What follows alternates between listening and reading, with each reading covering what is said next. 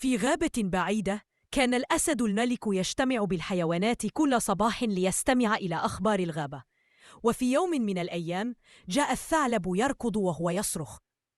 قال الثعلب: يا مولاي الأسد، حدث أمر خطير، هناك من سرق مخزن الفاكهة الخاص بك.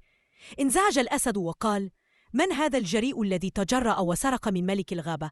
الثعلب متردد: أنا رأيت الحمار قرب المخزن ليلة أمس. سكت الجميع والتفتوا نحو الحمار الذي بدأ يرتبك. توتر الحمار وقال: أنا؟ لا، كنت أمر من هناك فقط، أقسم أنني لم أسرق شيئا. قال الأسد بحزم: سأتحقق بنفسي، ومن يكذب سيعاقب. ذهب الأسد مع الحمار والثعلب إلى المخزن، وهناك رأوا آثار أقدام صغيرة لا تشبه أقدام الحمار.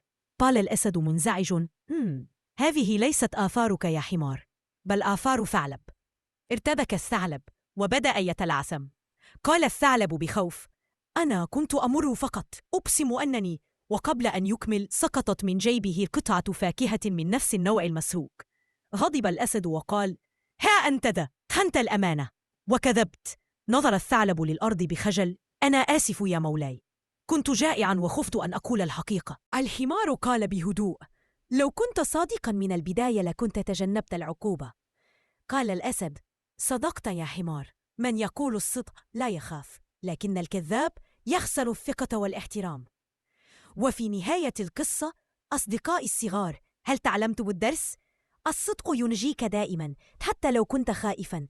قول الحقيقة أفضل من الكذب. اشتركوا بالقناة واكتبوا لنا في التعليقات ماذا كنتم ستفعلون لو كنتم مكان الثعلب. نراكم في قصة جديدة.